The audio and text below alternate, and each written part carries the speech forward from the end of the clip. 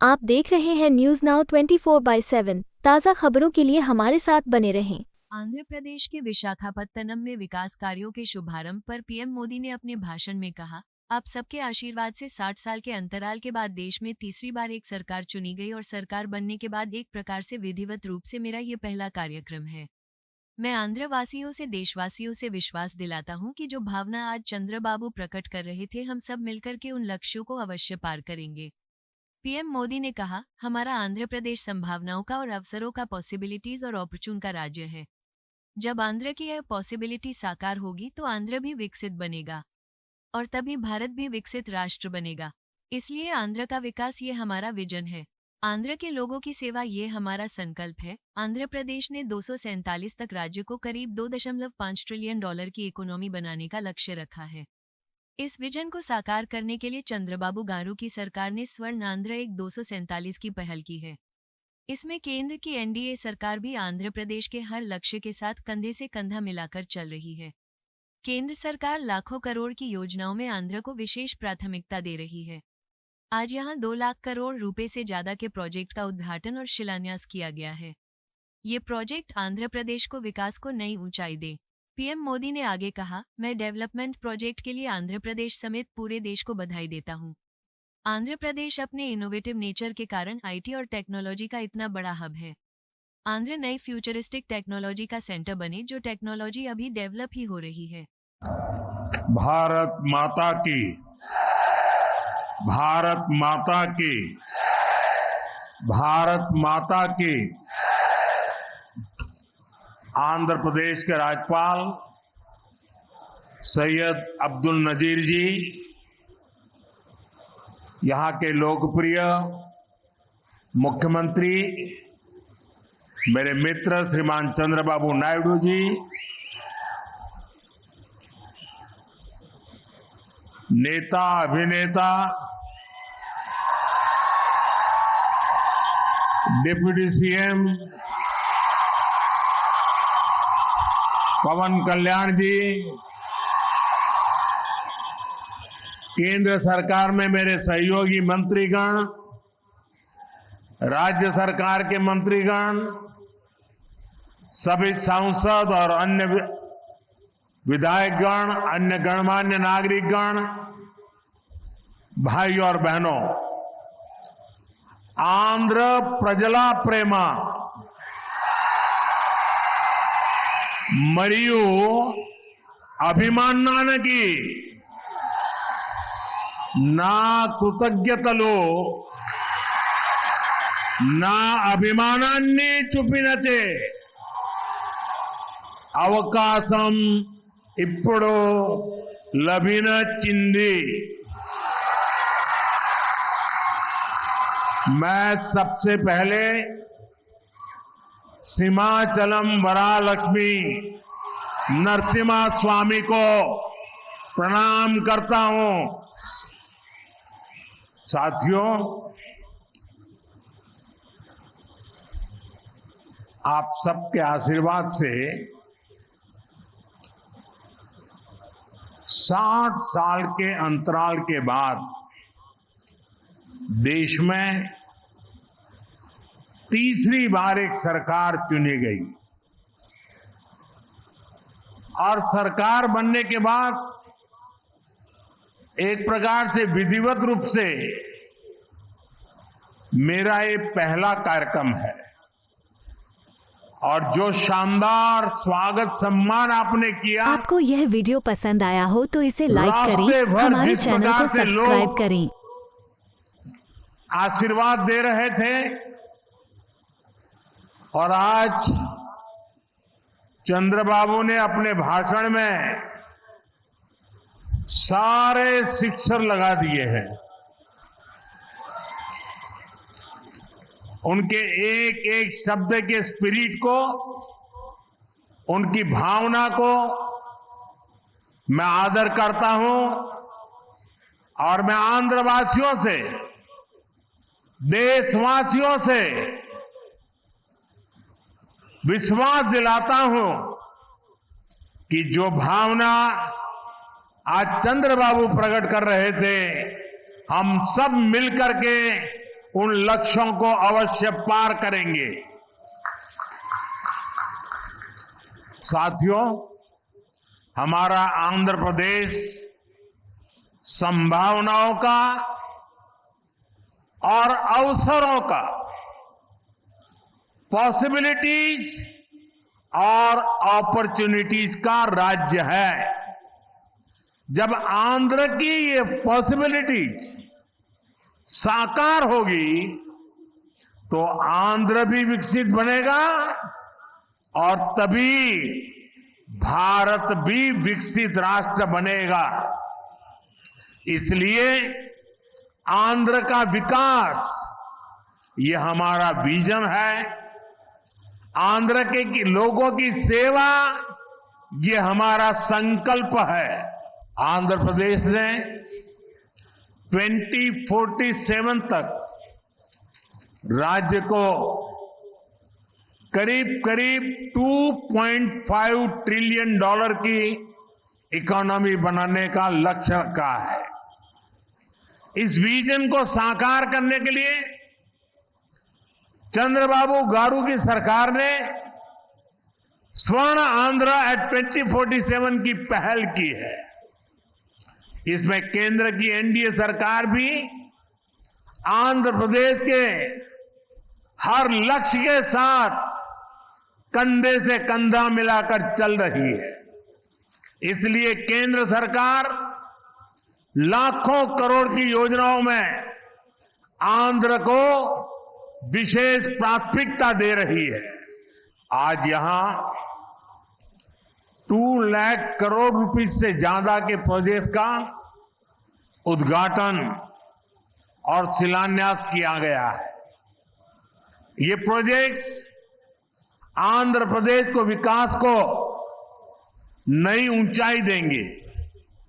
मैं in development project के लिए आंध्र प्रदेश समेत पूरे देश को बधाई देता हूं। साथियों, आंध्र प्रदेश अपने इनोवेटिव नेचर के कारण आईटी और टेक्नोलॉजी का इतना बड़ा हब है। अब समय है आंध्र नई फ्यूचरिस्टिक टेक्नोलॉजीज का सेंटर बने। जो टेक्नोलॉजीज अभी डेवलप ही हो रही है, हम अभी से उनमें लीड लें। आज ग्रीन हाइड्रोजन का इस्तेमाल ये ऐसा ही उभरता हुआ क्षेत्र है। देश ने 2023 में नेशनल ग्रीन हाइड्रोजन मिशन की शुरुआत की थी।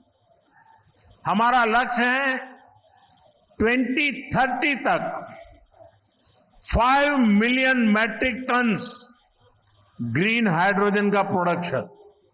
इसके लिए शुरुआती चरण में 2 ग्रीन हाइड्रोजन हब स्थापित होंगे, जिनमें से एक हमारा विशाखापट्टनम है। भविष्य में विशाखापट्टनम दुनिया के उन गिने चुने शहरों में होगा जहां इतने बड़े स्केल पर ग्रीन हाइड्रोजन प्रोडक्शन की फैसिलिटी होगी। इस ग्रीन हाइड्रोजन हब से अनेक जॉब अपॉर्चुनिटीज तैयार होगी। साथ ही आंध्र प्रदेश में मैन्युफैक्चरिंग इकोसिस्टम भी डेवलप होगा। साथियों, आज मुझे नक्कापल्ली में बल्क ड्रग पार्क प्रोजेक्ट का शिलान्यास करने का अवसर भी मिला है। आंध्र प्रदेश देश के उन 3 राज्यों में से एक है जहां इस तरह के पार्क की स्थापना की जा रही है। इस पार्क में मैन्युफैक्चरिंग और रिसर्च के लिए बेहतरीन इंफ्रास्ट्रक्चर तैयार किया जाएगा। इससे इन्वेस्टर्स का उत्साह बढ़ेगा और यहां की फार्मा कंपनियों को फायदा होगा। साथियों, हमारी सरकार अर्बनाइजेशन को एक अपॉर्चुनिटी के रूप में देखती है और हम आंध्र को न्यू एज अर्बनाइजेशन का एक उदाहरण बनाना चाहते हैं। इसी विजन को साकार करने के लिए आज कृष्णापट्टनम इंडस्ट्रियल एरिया यानी क्रीज सिटी का फाउंडेशन स्टोन रखा गया है। ये smart city Chennai Bengaluru industrial corridor का हिस्सा बनेगी।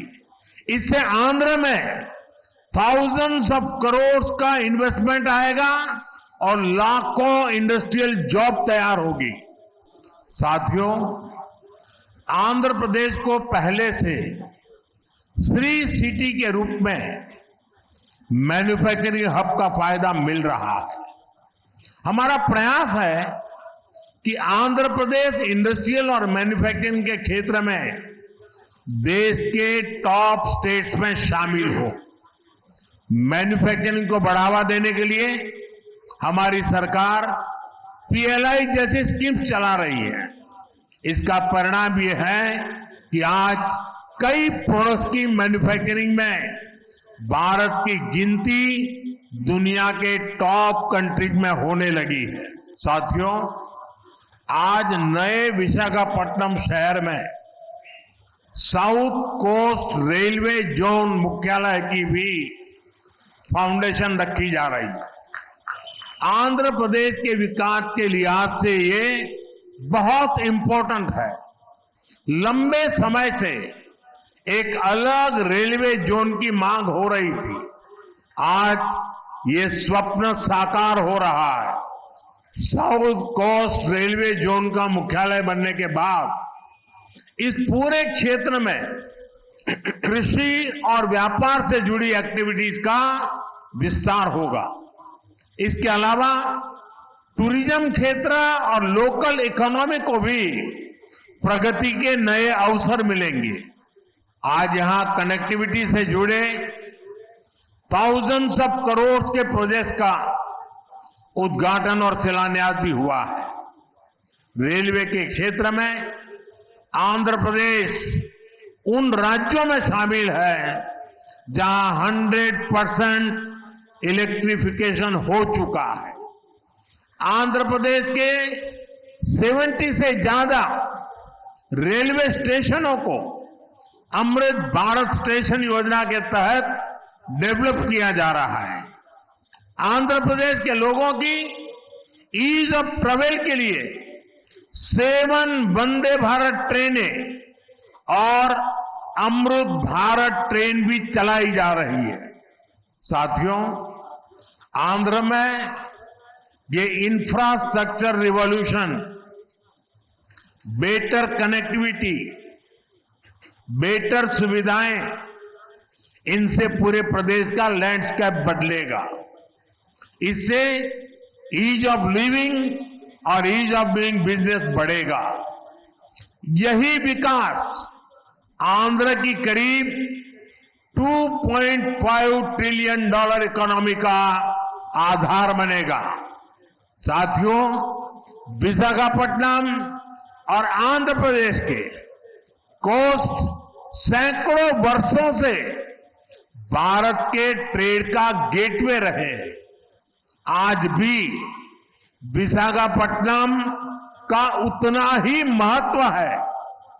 हम समुद्र से जुड़ी अपॉर्चुनिटी के पूरे इस्तेमाल के लिए ब्लू इकोनॉमी को मिशन मोड में बढ़ावा दे रहे हैं।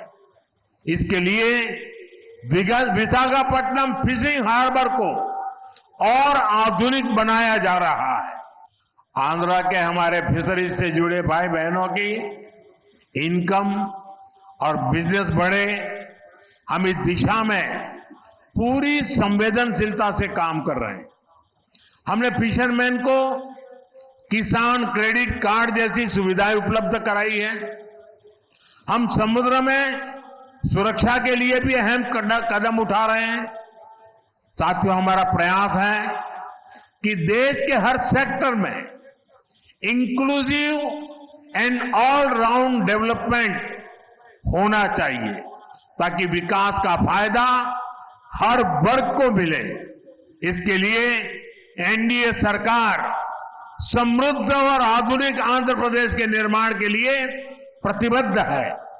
आज जिन प्रोजेक्ट का शुभारंभ हो रहा है उससे आंध्र के लोगों की समृद्धि सुनिश्चित होगी। मैं एक बार फिर इन प्रोजेक्ट के लिए आप सभी को बहुत बहुत बधाई देता हूं। आप सबका बहुत बहुत धन्यवाद। आपको यह वीडियो पसंद आया हो तो इसे लाइक करें, हमारे चैनल को सब्सक्राइब करें।